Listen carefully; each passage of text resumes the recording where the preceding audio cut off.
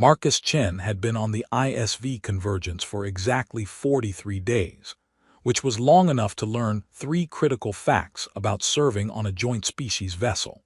First, human coffee was universally beloved by every alien species they'd encountered, suggesting humanity's true contribution to galactic civilization wasn't technology but caffeinated beverages.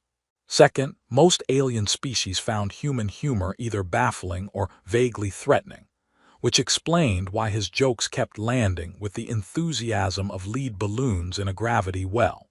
Third, staring at your alien crewmates while trying to figure out their rank system could create diplomatic incidents if you weren't careful about what exactly you appeared to be staring at. Marcus discovered fact number 3 the hard way, which was typical for his luck.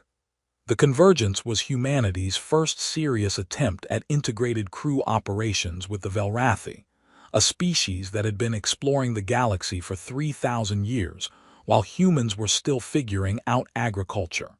They were elegant, efficient, and possessed a cultural approach to emotional expression that made stoic seem like an understatement.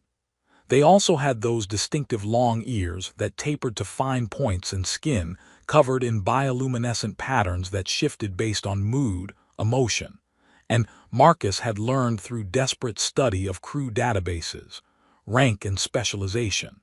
The patterns were beautiful, intricate, and the only way to figure out who outranked whom, since Velrathi didn't believe in traditional uniforms.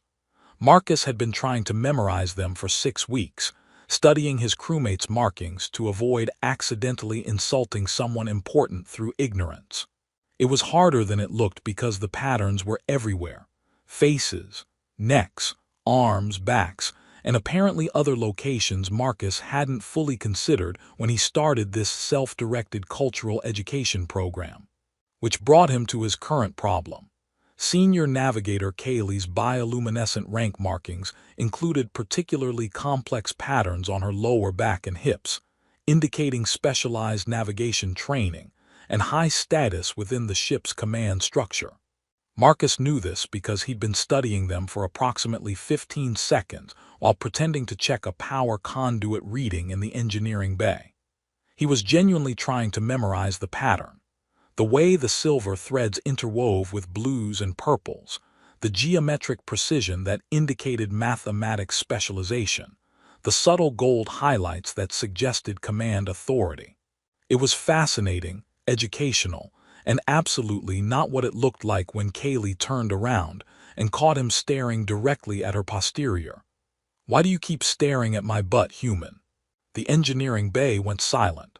Every head, human and Velrathi, turned toward the unfolding disaster. Marcus's brain, which had been functioning reasonably well up until approximately 3 seconds ago, completely shut down. His mouth opened. Sounds emerged that might have been words in some parallel universe, but in this reality were just vaguely phonetic panic noises. The patterns rank markings. He gestured desperately at her lower back. Navigation specialization. Command authority. Not I wasn't, it's educational. Kaylee's expression remained perfectly neutral in that way Velrathi faces did, when they could mean absolutely anything from amusement to preparing formal complaint paperwork. Her own bioluminescent patterns, which covered her neck and shoulders in elaborate spirals, flickered through colors Marcus's panicked brain couldn't begin to interpret. "Educational," she repeated, and her voice held something Marcus couldn't identify. "You were educating yourself, on my butt. On your rank markings." Marcus's voice cracked with desperation. "I'm trying to learn the hierarchy. You don't wear uniforms and the patterns are how you indicate specialization, and I've been studying them because I don't want to accidentally disrespect someone important." And he realized he was still gesturing at her lower back and stopped abruptly, hands falling to his sides. "Oh God, I'm making this worse. I'm so sorry. I wasn't. I swear I was just trying to figure out if you outrank me, which you definitely do, obviously, and now I've created an interspecies incident through well-intentioned stupidity, which is pretty much my signature move." The silence stretched. Marcus prepared for his career to end in spectacular fashion, possibly with deportation back to Earth and mandatory sensitivity training for the rest of his natural life. Other Valrathi crew members watched with those inscrutable expressions that could indicate anything. His human colleagues looked torn between second-hand embarrassment and poorly suppressed amusement. Then Kaylee's patterns flared bright yellow-orange, and she started laughing. Not the polite acknowledgement sound Valrathi typically made. Marcus had learned that was more social obligation than genuine emotion.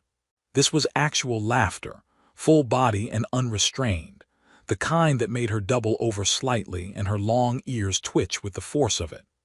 The sound was beautiful, melodic in a way human laughter wasn't, and Marcus was too stunned to do anything but stand there while his face burned with embarrassment that probably glowed like a beacon. The laughter went on for approximately 15 seconds that felt like 15 hours. Other Valrathi crew members' patterns shifted through colors Marcus's limited knowledge, identified as surprise and amusement. His human colleagues stopped even pretending not to watch the spectacle.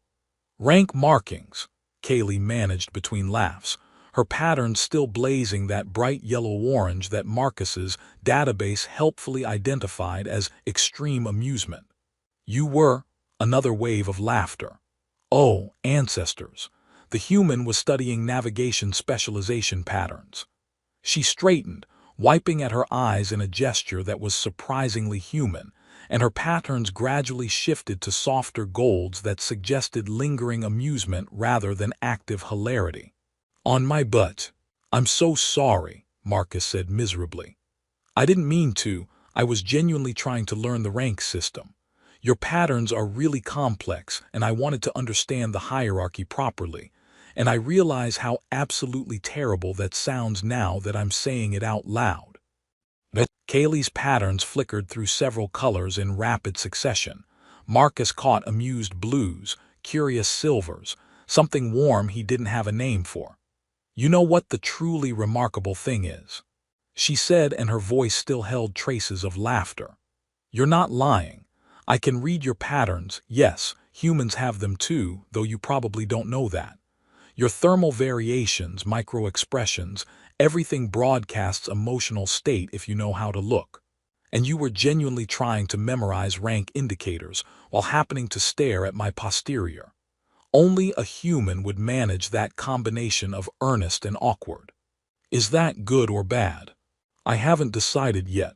She tilted her head, ears swiveling forward in what Marcus had learned meant focused attention.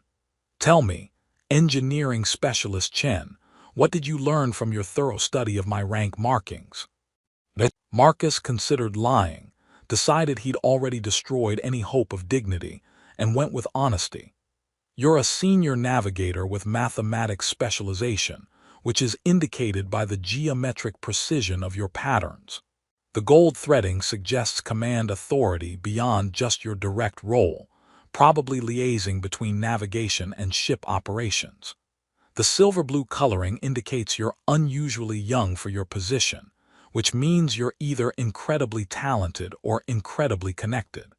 Given that you're on a mixed-species vessel, I'm guessing talented, and the pattern complexity on he caught himself. On your lower back indicates advanced training in something beyond standard navigation, possibly related to spatial mathematics or jump calculations. The engineering bay had gone silent again, but for different reasons. Kaylee's patterns had shifted to colors Marcus didn't recognize, her expression unreadable. You learned all that, she said slowly, from staring at my butt for 15 seconds. And from studying the crew database for 6 weeks, Marcus added desperately. I've been trying to understand Valrathi culture and hierarchy, because I don't want to accidentally offend anyone through ignorance, and your patterns are fascinating. And I know I'm just making this worse, but I promise I wasn't being creepy. I was being a gigantic nerd, which is different but probably not better. Kaylee studied him for a long moment, patterns cycling through colors Marcus couldn't interpret. Then she smiled, an actual, genuine smile that transformed her usually composed features. You're right about the mathematics specialization and the command liaison role.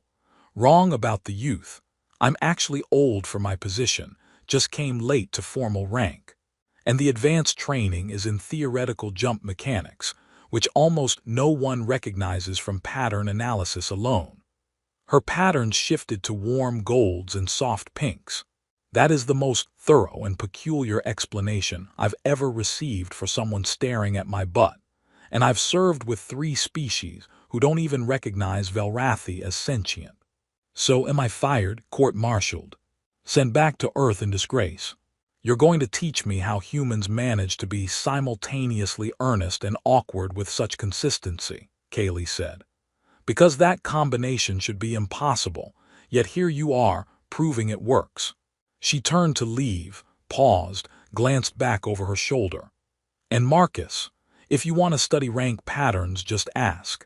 It's less likely to create diplomatic incidents and more likely to produce accurate learning, though significantly less entertaining for the rest of us.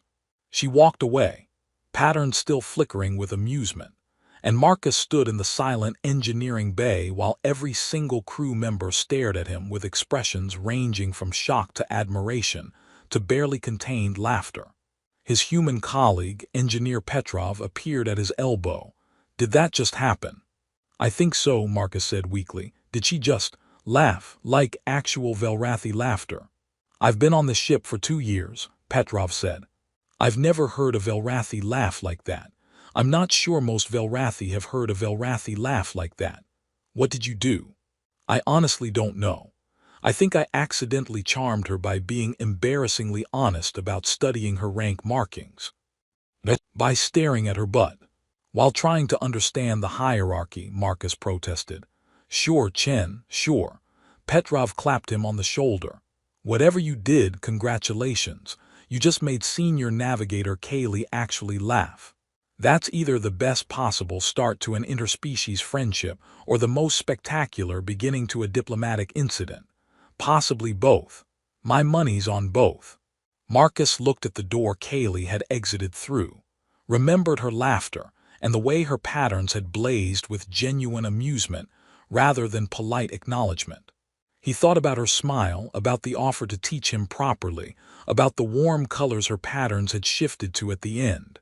Yeah, he said quietly, my money's on both too. He turned back to his power conduit readings and tried to focus on work while his face continued burning with embarrassment, and every crew member in the engineering bay suddenly found reasons to walk past and make comments about rank studies and navigation techniques. 43 days on the Convergence, and Marcus had just learned a 4th critical fact about serving on a joint species vessel. Sometimes the most awkward beginning leads to the most interesting conversations, and sometimes making an alien navigator laugh is worth any amount of embarrassment, even if you have to stare at her butt to do it. The incident became legend within approximately 6 hours, which Marcus learned was standard velocity for gossip on a starship regardless of the species composition of the crew. By breakfast the next morning, he couldn't walk through any corridor without crew members, human and Velrathi alike, making barely concealed jokes about cultural education and hierarchical observation protocols. Hey Chen, Lieutenant Morrison called across the mess hall. I'm having trouble identifying ranks. Mind coming over here and staring at Johnson's ass for a while, for educational purposes? Carefully studying posterior patterns, Engineer Petrov added with absolutely no shame. It's about cultural integration. I hate you all, Marcus muttered into his coffee, which was the only honest response he could manage while his face achieved temperatures normally associated with atmospheric reentry. The Velrathi crew members were more subtle but equally pointed in their attention. They'd started making room for him in common areas, their patterns flickering through colors his improving knowledge identified as curiosity and amusement. A few even approached to ask questions about human embarrassment responses, as if Marcus's public humiliation was a fascinating case study in cultural differences. Which, to be fair, it probably was. The worst part was that Kaylee seemed to find the entire situation endlessly entertaining. She appeared wherever Marcus was working with suspicious frequency, always with legitimate reasons, coordinating navigation data with engineering, checking power distribution for jump calculations, discussing propulsion efficiency. But her patterns constantly flickered with those amused golds that suggested she was enjoying his ongoing mortification far more than professional courtesy should allow. "Good morning, engineering specialist Chen," she'd say while he was elbow-deep in a coolant system. "Still studying ranks. I can stand still if you need better angles for your research." "I'm working," Marcus would reply, face burning. "Of course. Very diligent, very thorough in your observations." Her patterns would dance through colors that absolutely indicated she was laughing at him internally.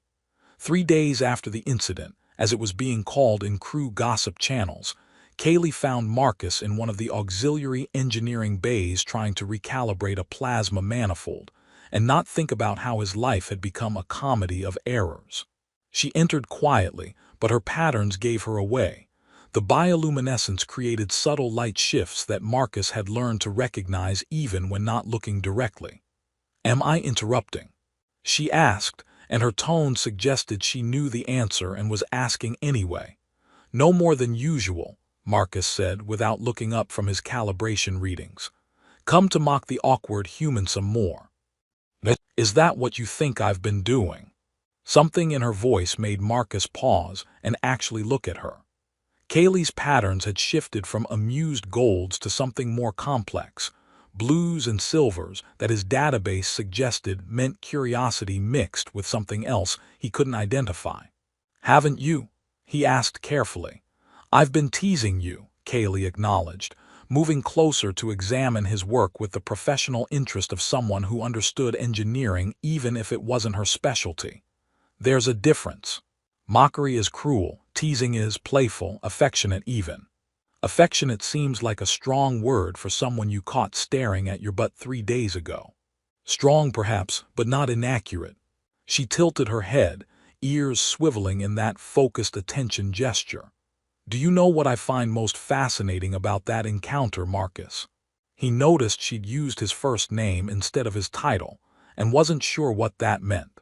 "That humans are capable of weaponizing awkwardness." Her patterns flickered with amusement.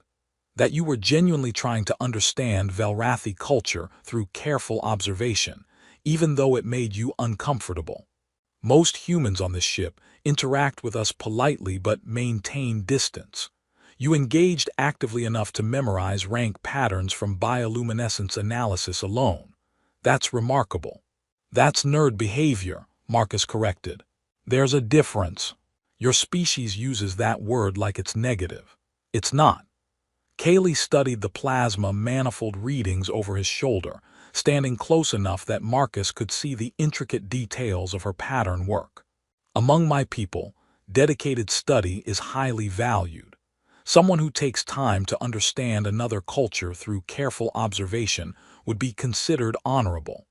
The fact that you happen to be observing my posterior while doing so is amusing, but it doesn't diminish the effort." Marcus felt his embarrassment shifting into something else.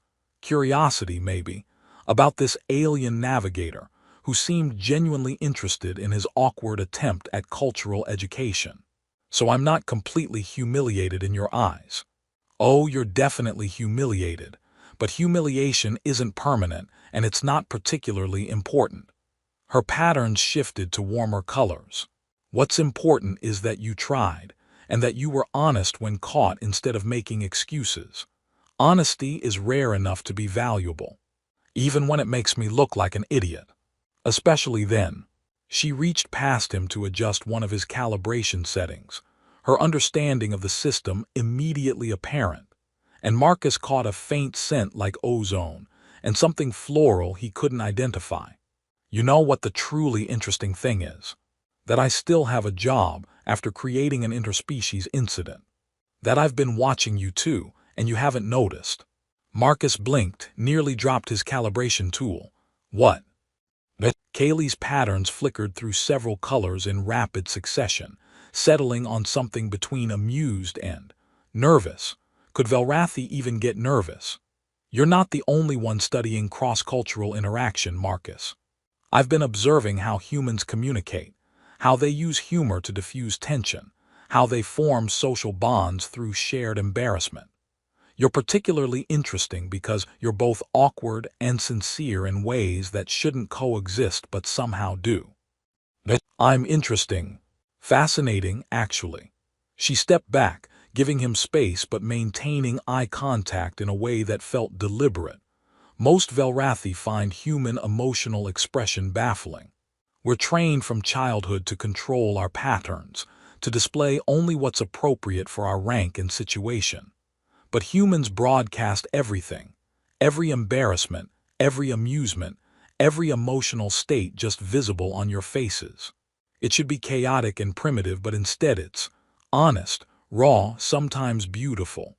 Marcus's brain struggled to process this information, while simultaneously trying to remember how to operate basic calibration equipment.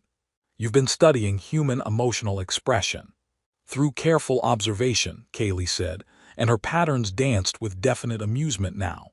Sound familiar? Are you saying you've been staring at my butt? I've been studying your facial expressions, body language, and emotional responses.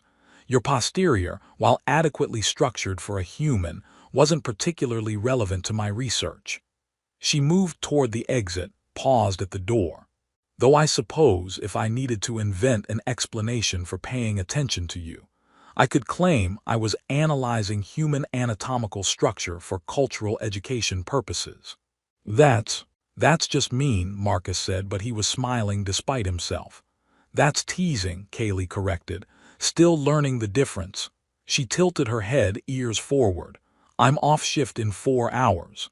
If you're interested in actual cultural exchange, instead of accidental posterior analysis, I'll be in observation deck C. We could discuss Velrathi pattern language and human emotional broadcasting like civilized beings. Or we could continue this game where we both pretend we're not interested in learning more about each other. Your choice. She left before Marcus could formulate a response, her patterns still flickering with those warm, amused colors that he was definitely not qualified to interpret, but wanted desperately to understand. Petrov's voice crackled over his comm 2 minutes later. Did Senior Navigator Kaylee just ask you on a date? How do you even know about that? Were you listening to internal Bay communications? Chen, everyone on this ship is following this situation. You accidentally started the most entertaining interspecies interaction we've had in 2 years. So, was that a date invitation? Marcus thought about Kaylee's patterns, about the warmth in her voice when she called him fascinating, about the way she'd stood close enough for him to catch her scent while pretending to check his calibration settings. I think it might have been, he said slowly. But I'm not sure if Velrathi even have dates, or if she was just offering cultural education, or if I'm reading way too much into a simple conversation. My money's on date, Petrov said cheerfully, which means you need to figure out what humans bring to Velrathi cultural exchanges. I suggest not staring at anyone's butt. Very helpful, thanks. That's what I'm here for. Now go learn about pattern language so you can figure out when she's laughing at you versus laughing with you. There's apparently a difference. Marcus finished his calibration work, showered, changed into his off-duty clothes, and spent 3 hours having a minor crisis about whether showing up to observation deck C would be presumptuous or expected.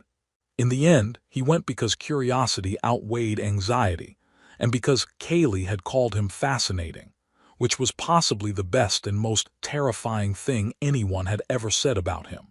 She was there when he arrived, standing at the main viewport watching the stars stream past in patterns that suggested they were traveling at fractional light speeds. Her patterns were subtle in the dim lighting, soft blues and silvers that Marcus's improving knowledge suggested meant calm contemplation.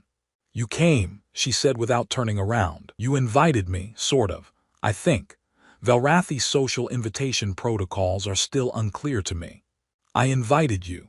She glanced over her shoulder, and her patterns flickered to warmer tones. And you accepted by showing up despite being uncertain, which is either brave or foolish, possibly both. My specialty, Marcus said, moving to stand beside her at the viewport.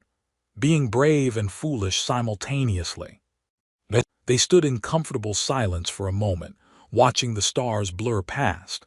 Then Kaylee asked, "What do you actually want to know about pattern language, beyond rank identification through posterior analysis?"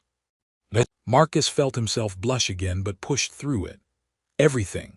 How it develops, what emotions correspond to which colors, how you control it, why some patterns are voluntary and others aren't.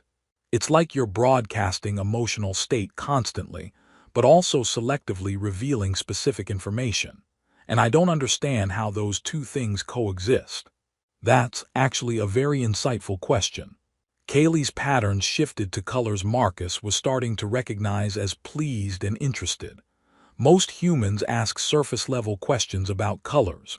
You're asking about the underlying system. Why? Because understanding the system means understanding how you communicate, which means understanding how you think, which means maybe understanding you as a person instead of just as an alien crewmate. Marcus paused. That sounds creepy when I say it out loud, doesn't it? It sounds honest, Kaylee said, which seems to be your default setting even when it makes you uncomfortable. I like that about you. Her patterns flared briefly with warm pinks and golds, and Marcus's heart did something complicated in his chest. "Okay," he said, "teach me. I promise to pay attention to appropriate anatomical areas this time." Kaylee laughed, that same genuine sound from their first meeting, and began explaining the intricacies of Velrathi pattern language while Marcus listened and learned, and tried not to think about how much he was enjoying spending time with an alien navigator who'd caught him staring at her butt, and somehow turned it into the beginning of something that felt remarkably like friendship. Or maybe something more than friendship, though he was definitely not ready to examine that possibility yet. Not while his face was still capable of blushing this much, anyway. Over the next month, Marcus's education in Velrathi pattern language progressed from desperately confused to functionally competent, which felt like significant achievement given how complex the system was. Kaylee proved to be patient but merciless teacher, correcting his interpretations with accuracy that suggested she'd been studying human emotional responses as thoroughly as he'd been studying Velrathi bioluminescence. They fell into routine. Marcus would finish his engineering shift and find Kaylee in whatever quiet corner of the ship she'd claimed for the day, observation decks, empty cargo bays, once even the hydroponics section where the plant light created interesting effects on her patterns. She'd quiz him on color interpretations, demonstrate subtle shifts in meaning, explain the cultural significance of voluntary versus involuntary displays. "This," she said one evening, making her shoulder patterns ripple through deep blues, "is controlled concentration. Notice how the edges are precise, the color distribution even. I'm consciously displaying focus for your benefit." "Got it. Precise edges mean voluntary control." "Good, now watch." Her patterns suddenly flared bright yellow-orange with those fuzzy, diffuse edges that Marcus had learned meant involuntary emotional response. That's genuine amusement. I can't fully control it when something genuinely entertains me, which is why you can always tell when I'm actually laughing at you versus pretending for politeness. "How comforting," Marcus said, but he was smiling. What surprised him most was how much he enjoyed her company beyond the cultural education. Kaylee had a sense of humor that was rare among Velrathi, a species that valued emotional control so highly that spontaneous laughter was considered somewhat scandalous. She delighted in making him flustered but never cruelly, always with that warm undertone that suggested affection rather than mockery. And she was genuinely interested in human culture, asking questions that revealed she'd been studying them as carefully as Marcus studied her people. "Explain sarcasm to me again," she said one day while they were both supposedly working on coordinating navigation and engineering systems, but actually just talking. I understand the concept, saying opposite of what you mean to convey meaning through contradiction, but humans use it constantly in situations where straightforward communication would be more efficient. Why? Because efficiency isn't always the point, Marcus said, running diagnostics he didn't really need to run. Sarcasm is about creating connection through shared understanding. If I say, "Oh great," when something terrible happens, you have to understand context and tone to know I mean the opposite. That requires you to be paying attention to me specifically, not just to my words. It's intimacy disguised as irony. Kaylee's patterns flickered through curious silvers. So, inefficient communication creates stronger bonds than efficient communication. Sometimes, yeah, humans are weird like that. Weird, she repeated, testing the word. I'm beginning to think weird is how humans describe anything that requires emotional engagement instead of pure logic. That's exactly what it is, Marcus confirmed. We use weird for anything that makes us feel something we can't easily categorize, which is most things, honestly. Your species is exhausting, Kaylee said, but her patterns were warm golds that indicated affection. You feel everything intensely, and then pretend you don't by making jokes about it. Says the species that broadcasts emotional state through involuntary bioluminescence, while claiming to value emotional control. That's different. We display, but we don't wallow. You humans seem to enjoy diving into emotions and swimming around in them. It's called processing, Marcus defended. We feel things, we talk about them, we make terrible jokes until the feelings become manageable. It's therapeutic. It's chaos. But she was smiling, her patterns dancing through colors that Marcus now recognized as fond exasperation. The crew noticed their developing friendship with varying degrees of subtlety. Human crew members teased Marcus relentlessly about his navigation studies, progressing to actual navigation. Velrathi crew members did something more interesting. Their patterns would shift to approving colors whenever they saw Marcus and Kaylee together, a kind of silent communal endorsement that Marcus found both touching and slightly terrifying. Their matchmaking, Petrov informed him one day in engineering. The Velrathi crew, I've been researching it, when they approve of potential partnerships, they display these specific pattern combinations around the people involved. It's like their version of obvious winking and nudging. We're just friends, Marcus protested. Cross-species friends, learning about each other's cultures. Chen, she literally makes her patterns do the equivalent of heart eyes whenever you talk. I've seen it. Everyone's seen it. You're the only one still pretending this is pure cultural education. Marcus wanted to argue, but he'd been noticing things too. The way Kaylee always seemed to find reasons to touch him, adjusting his collar when it was crooked, placing her hand on his shoulder when making a point. That one time she'd absently played with his hair while explaining something, and then been visibly flustered when she realized what she was doing. The way her patterns always shifted to those warm pinks and golds when she was around him. Colors his database and growing experience identified as affection and contentment.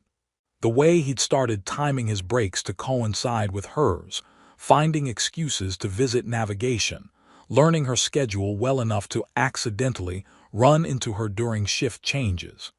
It's complicated, he said finally. Interspecies relationships have regulations and protocols, and you're overthinking it because you're afraid of screwing up again, Petrov said bluntly. Chen, you already had the most embarrassing possible first interaction. Everything after that is improvement. Just talk to her. Ask if this is friendship or something else. Worst case, you get clarity. Best case, you stop being the only person on this ship who doesn't know you're already in a relationship. The conversation haunted Marcus for 3 days until Crisis made the decision for him. The Convergence encountered spatial anomaly in uncharted space, a tear in normal spacetime that played havoc with navigation systems and threatened to pull the ship off course. Kaylee went into crisis mode, working 18-hour shifts trying to plot safe passage through readings that changed faster than her instruments could track them. Marcus watched her deteriorate over those 3 days. Her patterns went from controlled blues to erratic flickering that screamed exhaustion and stress. She stopped eating regularly, barely slept, and snapped at crew members with uncharacteristic irritation when they suggested she take breaks. On the 3rd day, Marcus found her alone in navigation during what should have been her sleep shift. She was staring at holographic projections of the anomaly, her patterns flickering so erratically they were almost strobing, colors bleeding into each other in ways that looked wrong. "Kaylee," she didn't respond, didn't even seem to hear him. "Kaylee, you need rest. Can't have to solve this. If I don't map a course through the anomaly soon, we'll have to backtrack 3 weeks, which puts us behind schedule for resupply, which means you'll have failed," Marcus said quietly, understanding suddenly. And Velrathi don't fail, especially not high-achieving young navigators trying to prove they deserve their position on a prestigious mixed-species vessel. Her patterns flared with something between anger and fear. "You don't understand. I understand that you're pushing yourself to collapse because you've tied your worth to perfect performance, and I understand that's not sustainable, and I understand that right now you need someone to tell you it's okay to be human. Velrathi, you know what I mean. I can't stop. If I stop, I'll lose the pattern, lose the solution, lose. Then don't stop thinking about it, but sit down, let me bring you food, and let me talk to you while you work. Because I promise listening to my stupid stories won't interfere with your brilliant navigation and might help your brain process information better." Kaylee looked at him with those large eyes, her patterns still flickering erratically, clearly torn between duty and exhaustion. "Why?" "Because you helped me when I was embarrassed and floundering. Because your patterns are screaming stress and I can read them now thanks to you teaching me. Because—" Marcus paused, decided to be honest. "Because I care about you, and watching you hurt yourself trying to be perfect is making me hurt too, and I'm asking you to let me help. Even if it's just sitting here and telling you about the time my brother accidentally joined a pyramid scheme selling revolutionary toothpaste." Something in her expression cracked. Her patterns didn't stabilize, but the erratic flickering slowed slightly. She sat down, and Marcus immediately pulled up a chair beside her navigation console. "Tell me about the toothpaste," she said quietly. So Marcus talked. He told her about his brother's terrible business decisions, about his sister's wedding disaster involving escaped chickens and a caterer with a grudge, about the time he accidentally learned conversational Mandarin because he thought he was signing up for a cooking class. Stupid human stories told in rambling detail while he monitored her patterns, watching the erratic flickering gradually stabilize into calmer rhythms. Kaylee kept working, her hands moving across holographic controls, her eyes tracking data streams, but her patterns slowly shifted from stress white to tired blues. After an hour, she started interjecting questions, making comments, even laughing softly at particularly ridiculous parts of his stories. After 3 hours, her patterns had settled into the soft, regular pulse that indicated deep concentration without stress. She was still working, still solving the impossible navigation problem, but her movements were smoother, her breathing steadier. After 6 hours, Marcus ran out of family stories and started making things up, increasingly absurd tales about fictional relatives and their improbable adventures. Kaylee called him on it around hour 7, but she was smiling, her patterns warm with affection. "You're a terrible liar," she said, still studying navigation data. "Your thermal patterns spike when you fabricate.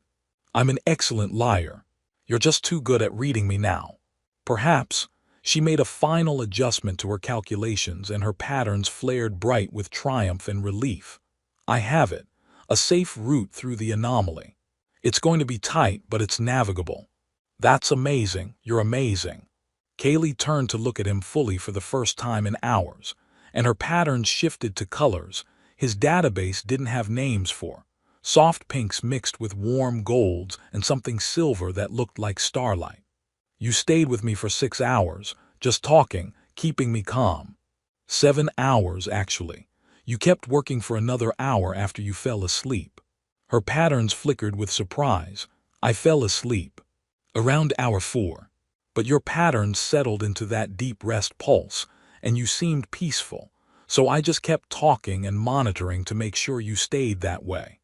Figured your subconscious could work on the problem while your conscious mind got rest it desperately needed. Kaylee stared at him with an expression Marcus couldn't quite read, though her patterns were definitely communicating something intense. You stayed here for 3 hours talking to me while I slept, to keep me calm, to help me rest. Well, yes, was that wrong? Interspecies protocol about sleeping around friends, wait, that came out wrong, I meant. Marcus. She reached out and took his hand, her skin warm and her patterns blazing with colors that made his heart stutter. No one has ever done that for me before.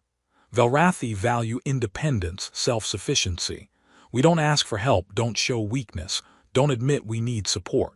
But you gave it anyway without asking, without making it seem like I was failing by accepting. You just cared. Of course I cared. Marcus stopped, struggled with words. You're important to me. More than just a crewmate or even a friend. You're someone I think about constantly, someone whose patterns I can read across crowded rooms, someone who makes me laugh and challenges me to be better, and whose company I crave like humans crave coffee. So yes, I stayed with you while you worked yourself into exhaustion, because the alternative was leaving you alone to suffer, and I couldn't do that. I care about you too much.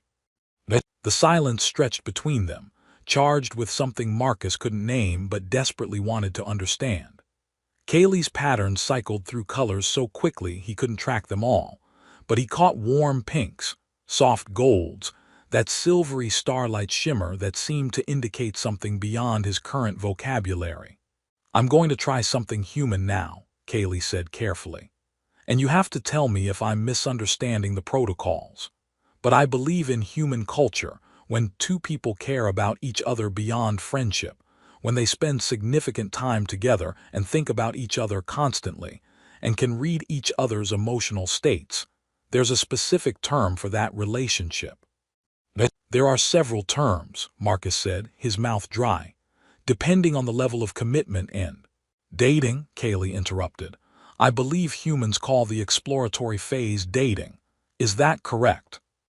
Yes, that's correct. And would you be interested in dating me, Marcus Chen? Despite the interspecies complications and the regulations, and the fact that I caught you staring at my butt 3 months ago, and turned it into ship-wide entertainment. Marcus looked at her hand in his, at her patterns blazing with colors that definitely indicated hope and nervousness and affection. He thought about the last 3 months of learning each other's languages, verbal and non-verbal, about laughter shared and silences comfortable, about the way his heart jumped whenever she entered a room, and the way she always seemed to know when he needed distraction or support. I would be extremely interested in dating you, he said.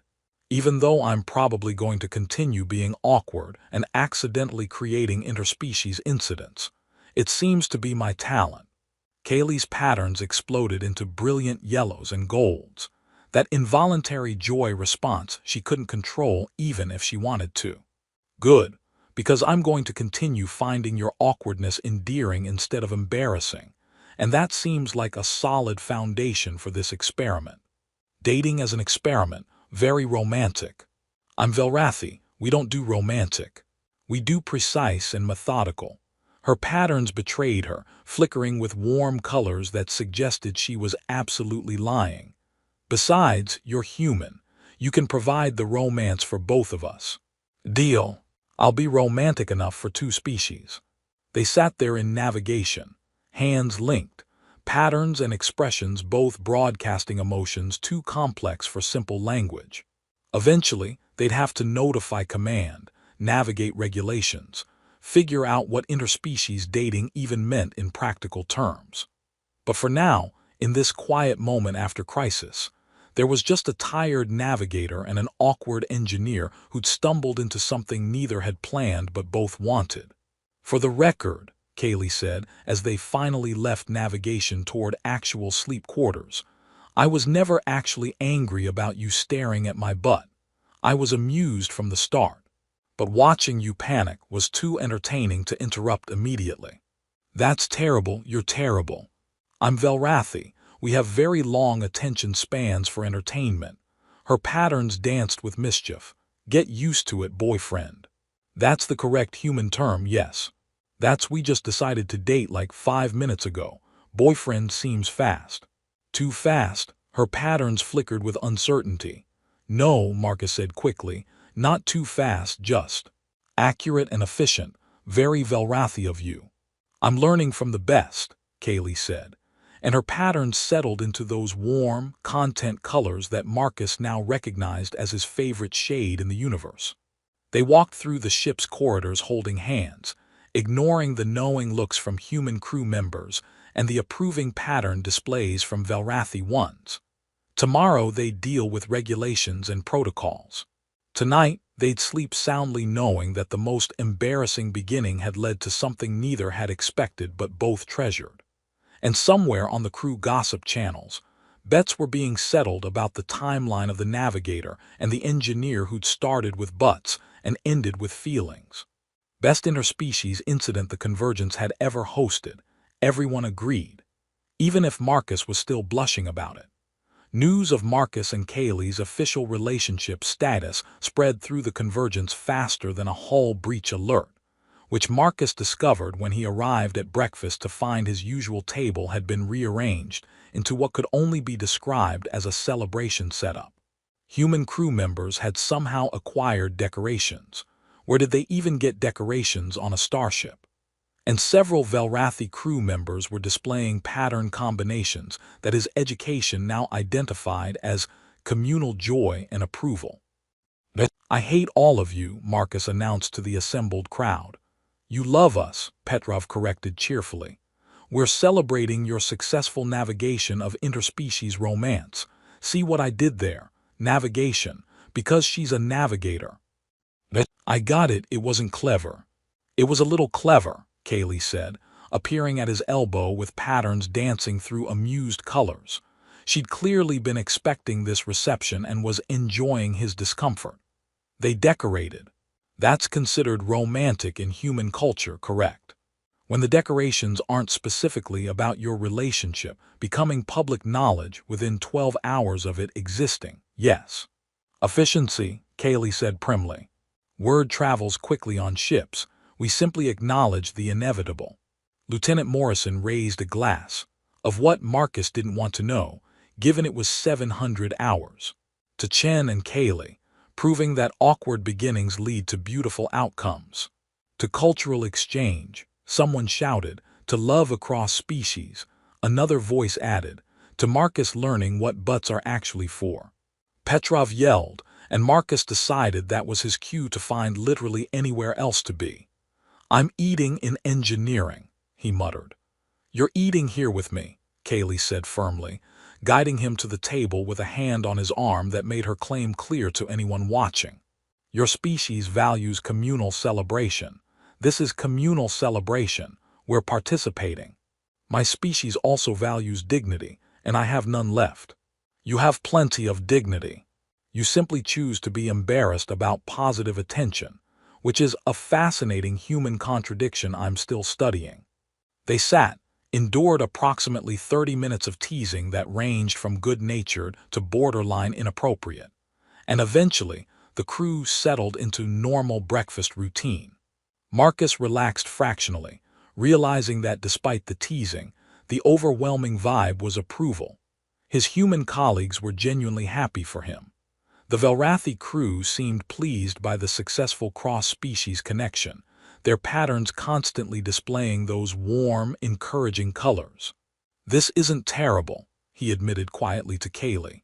"Humans rarely make anything terrible when they're intent." "I'm going to save us all time," Williams said, pulling up a datapad. "I've been monitoring your developing relationship since the butt incident. Yes, That's what it's called in my reports, Chen. Deal with it. I've consulted with cultural liaison officers from both species. I've reviewed coalition regulations on interspecies relationships, and I've observed your interactions for the past 3 months. Marcus's stomach dropped. Sir, we weren't trying to hide anything. I know, you weren't hiding anything because you're both terrible at subtlety. Williams almost smiled. Chen, you rearrange your entire schedule to coincide with Navigator Kaylee's. Kaylee, your pattern displays around Chen have been obvious to anyone with basic Velrathi education for weeks. The entire crew has been running a betting pool on when you'd officially acknowledge the relationship. A betting pool, Marcus repeated weakly. Petrov won if you're curious. He called it at 3 months, 2 weeks, 3 days, very precise. Williams set down his datapad. Here's my official position. Your relationship doesn't violate any regulations. You're in different departments with no direct chain of command issues. Your work performance has actually improved since you started whatever this is. And frankly, successful interspecies relationships help overall crew cohesion and serve as excellent models for coalition integration efforts. So we're approved. Kaylee asked, her patterns flickering with cautious hope. You're approved. With conditions. Williams leaned forward. First, you maintain professional behavior during duty shifts. Second, you attend the mandatory cultural counseling sessions for interspecies couples. Yes, those exist, and yes, they're required. Third, you serve as resources for other crew members interested in cross-species relationships. Fourth, and most importantly, you figure out how to navigate the inevitable challenges that come from biological and cultural differences, and you communicate honestly when problems arise. We can do that, Marcus said. I know you can, you've been doing it already. William stood, signaling the meeting's end. Dismissed, and Chen, try not to create any more viral incidents. 1 per tour is the limit. They left command feeling lighter despite the counseling requirements and resource responsibilities. Kaylee's patterns had shifted to brilliant golds and pinks that broadcast her relief and happiness to anyone with eyes. That went well, she said once they were in the corridor. Better than expected. I was prepared for forms and protocols and possibly a lecture on appropriate workplace behavior. Your commanding officer is pragmatic. He recognized that preventing our relationship would be more disruptive than allowing it with oversight.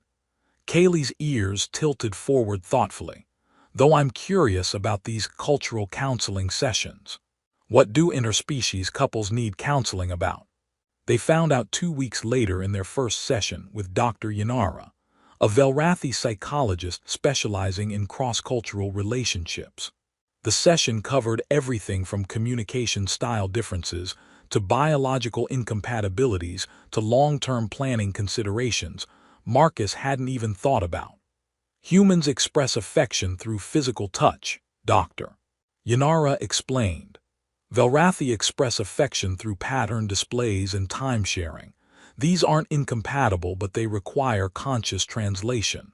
Marcus, when you want to hold Kaylee's hand, you're seeking physical connection. Kaylee, when you display warm patterns around Marcus, you're offering emotional connection. Both are valid. Both require the other person to recognize and reciprocate appropriately. So when Marcus reaches for my hand, Kaylee said slowly, I should recognize that as equivalent to me shifting my patterns to affectionate colors. Exactly. And Marcus, when Kaylee's patterns warm around you, that's her version of reaching out to hold your hand. Acknowledge it, respond to it.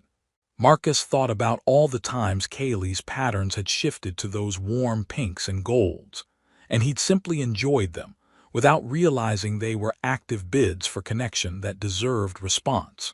I've been terrible at this. You've been learning, Dr. Yanara corrected. Both of you. That's what these sessions are for, accelerating the learning process before small misunderstandings become major conflicts. The sessions helped, but the real education came from daily navigation of their relationship. Marcus learned that Velrathi needed more personal space than humans, that Kaylee's need for solitude wasn't rejection, but biological requirement for emotional regulation. Kaylee learned that humans needed verbal affirmation more than Velrathi, that Marcus saying, "I love you," wasn't redundant even when his feelings were obvious, but rather a necessary part of how humans processed and confirmed attachment. They learned together, stumbling frequently but always catching each other. 6 months into their relationship, the Convergence completed its mission and returned to Coalition space for crew rotation. Marcus and Kaylee faced their first major decision, whether to request continued assignment together or accept separate postings. "My next assignment is deep space exploration," Kaylee said, her patterns carefully neutral. 18-month mission surveying uncharted systems. "I requested it before we started dating." That's incredible. That's what you've always wanted." "Yes, but it means 18 months without you." Marcus felt his heart contract. 18 months was longer than they'd been together. "Do you still want it?" "I don't know." Her patterns flickered with unusual uncertainty. "Before you, deep space exploration was my primary goal. Now you're also primary, and I don't know how to weight competing priorities. How do humans make these decisions?" "Badly, usually. We agonize and overthink and ultimately go with our gut feeling, which is terrible decision-making process but somehow works anyway." Marcus took her hand, that gesture they'd both learned meant comfort and connection. "What does your gut tell you?" "That exploring unknown systems would be fascinating, and that missing you for 18 months would be painful." Her patterns shifted to conflicted blues and golds. "I want both. I can't have both. This is frustrating." "What if?"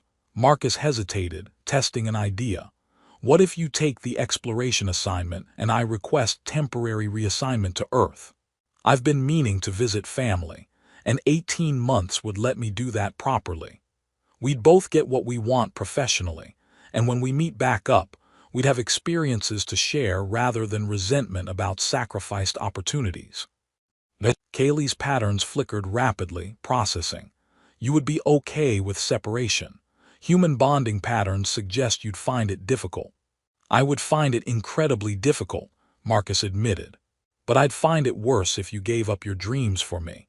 And honestly, 18 months of missing you might be good for us. Prove the relationship works even when we're not in constant contact. Come back together stronger." "That's surprisingly mature for someone who stared at my butt and panicked." "I've grown as a person. You've been a bad influence." They chose separation, though neither felt entirely good about it. The goodbye at the docking station was complicated. Marcus trying not to cry in front of assembled crew members. Kaylee's patterns cycling through colors that broadcast her conflicted emotions to everyone watching. 18 months, she said, holding both his hands in a gesture that was pure human affection translated through Velrathi willingness. "Then we meet on Sigma Station and decide next steps together." 18 months, Marcus agreed. "I'm going to miss you constantly." "I'll miss you too. My patterns will be sad colors the entire mission. My crew will find it disturbing." "Good. They should know you're suffering from being away from your awkward human boyfriend." "Partner," Kaylee corrected. "Boyfriend feels too temporary. You're more permanent than that." Marcus's chest got tight in that way emotions made humans physically uncomfortable. "Partner, I like that." They kissed goodbye, a gesture they'd both learned and practiced. Human intimacy translated across species boundaries. Then Kaylee boarded her ship with her patterns displaying colors that Marcus now understood meant love and hope and determination, and grief all mixed together. The 18 months were exactly as difficult as predicted. They communicated through text messages when possible, through recorded videos when their ships were close enough to relay stations, through the constant ache of missing someone who'd become integral to their daily existence. Marcus spent time with family, told them about his alien navigator partner, endured well-meaning questions about how interspecies relationships even worked. His sister gave him relationship advice that was surprisingly applicable despite the species difference. His brother gave him terrible advice that was applicable to nothing. His parents simply seemed happy he was happy, which was enough. Kaylee explored unknown systems, mapped strange stellar phenomena, sent him messages about discoveries that made his heart swell with pride at her brilliance. She also sent messages about missing stupid human things like his jokes and his facial expressions, and the way he'd explain concepts through unnecessarily elaborate metaphors.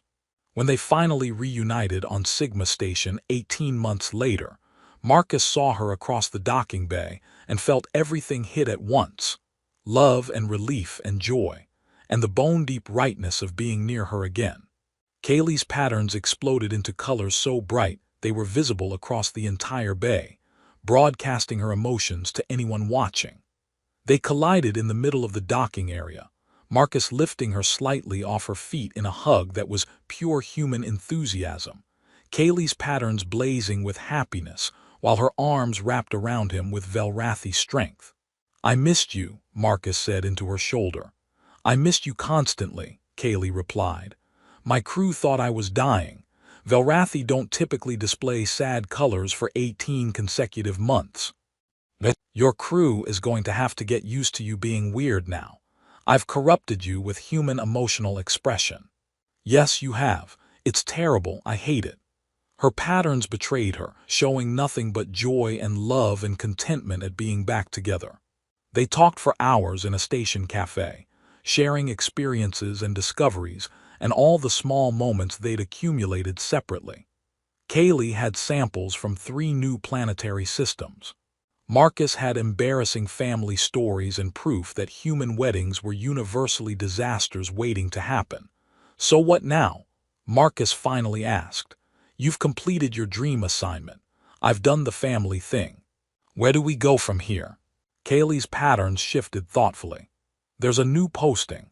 Mixed species research station studying joint operations and cultural integration. They need both navigation specialists and engineering experts. The position is permanent, not rotational. It would mean settling down instead of deep space adventure." "Is that what you want, after 18 months of exploration?" "I want to be with you," Kaylee said simply. "The exploration was incredible, but every discovery I wanted to share with you immediately. Every beautiful system, I wished you could see it. I realized that adventure is less important than partnership. That having someone to share experiences with matters more than what experiences you're having." Marcus felt his eyes getting damp in that embarrassing human way. "That's the most romantic thing anyone's ever said to me. I learned from the best." Her patterns shifted to teasing golds. "So, research station, together." "Together," Marcus confirmed.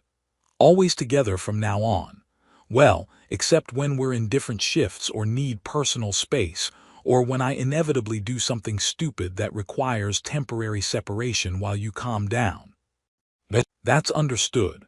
Kaylee smiled, that expression that still took his breath away months into their relationship. "I'm accepting the position tomorrow. You should probably apply before they fill the engineering slot." "Already done. I applied 3 weeks ago when you mentioned the posting. Figured worst case, I could always withdraw if you wanted something else." Her patterns flared with surprise and affection. "You planned this. That's very un-Marcus-like." "I've grown. You're a good influence." "I really am." They spent the next 2 days on Sigma Station before heading to their new assignment, making up for 18 months of separation with constant proximity, and the kind of intense reconnection that made their emotions exhausting but wonderful.